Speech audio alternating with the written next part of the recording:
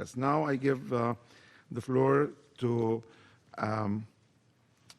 Mbathio Samb from CERAG. CERAG is Centre d'études et de recherche action sur governance, like governance, and IDEP, African Institute for Economic Development and Planning. Mbathio, you have the floor. You're speaking in French? Yes. Okay. Thank you very much. Thank you. And President, Chair, what to say after my the bright speech of my colleagues? I will continue in French. Thank you. Thank you very much, Excellencies, ladies and gentlemen, representatives of UN member states and of civil society. As president of the center, I am part of the team there, and I am also speaking on behalf of the working group, Women's Working Group on Financing for Development.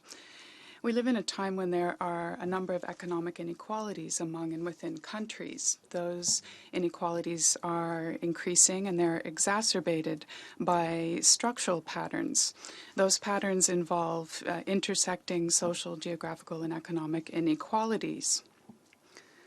For developed countries, they have a duty as part of the framework of the Global Partnership for Development to engage in international cooperation.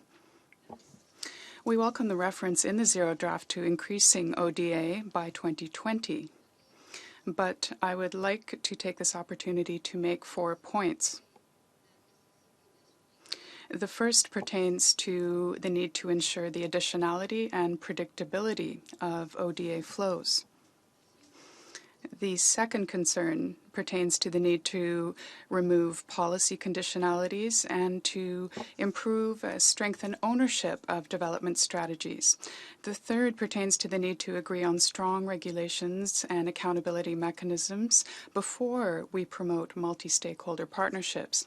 And the fourth refers to the need to enhance the United Nations role in ensuring the monitoring and compliance with development cooperation commitments. With regard to my first point, I'm not going to dwell on that point to any great extent because I agree with what the colleagues have said earlier. We need to ensure the additionality and predictability of ODA flows. But if we look at paragraph 58 of the report of the Commission on the Status of Women, there have been some efforts to change the definition of ODA, and I think that's something we need to pay attention to. There have been efforts to change the nature of ODA.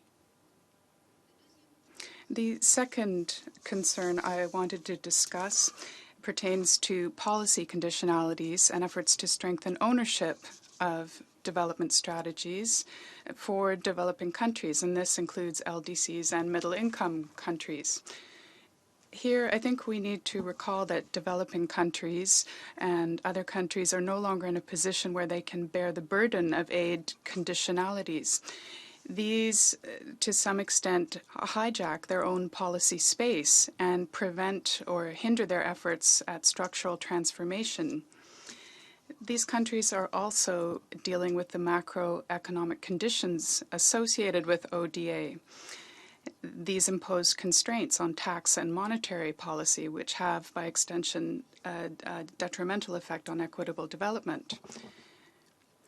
Ownership of the development aid negotiations process by debtor countries and inclusive and meaningful participation of civil society organizations is of paramount importance. We are in support of the reference in the Zero Draft to, this reference is in paragraph 72, and it reads, and I quote, "to fully untying aid and strengthening its results orientation and the use of country systems," close quote. Nevertheless, if there is no explicit commitment to set up intergovernmental accountability and follow-up mechanisms, this will only be rhetoric. Country development planning systems need to be strengthened to ensure the more effective use of development support. The third point I would like to focus on is the need to agree on strong regulations and accountability mechanisms before we promote multi-stakeholder partnerships. The principle of international cooperation and common but differentiated responsibilities is eroded. It is eroded because in the International Public Finance chapter of the Zero Draft, reference is made to promoting multi-stakeholder partnerships in areas such as health, education, and food. And as I said, this is in the International Public Finance chapter of the document. We believe that before promoting this type of multi-stakeholder approach, we need to establish within the UN in an open, transparent, and participatory intergovernmental space in which there is room to engage in oversight, monitoring, and review of any partnership that is developed within the framework of the United Nations. This approach should set criteria for eligibility, and it should take into account the principles of accountability and gender equality, as well as human rights and environmental concerns. It should take into account a number of safeguards principles as well to reduce risk and long-term costs and to ensure that beneficiaries are being reached. We would also like to refer to the fact that the Secretary General withdrew his proposal to establish a United Nations partnership facility, owing to the significant differences and lack of consensus that existed. And we would like to voice our appreciation for that being voiced by the Secretary General. The final point I'd like to make is about strengthening the role of the United Nations in the coordination and monitoring and evaluation of compliance with development cooperation commitments. The establishment of a framework for monitoring and evaluating compliance with and the quality of donor countries' commitments is very much necessary in order to ensure that the commitments made are binding. We want to ensure that this framework will help to avoid situations in which what is not ODA is not recognized as ODA, because otherwise this would swell the numbers and commitments made would not be honored. We also believe that this framework should centralize the coordination of ODA so that it would be easier to evaluate the extent to which the SDGs have been achieved.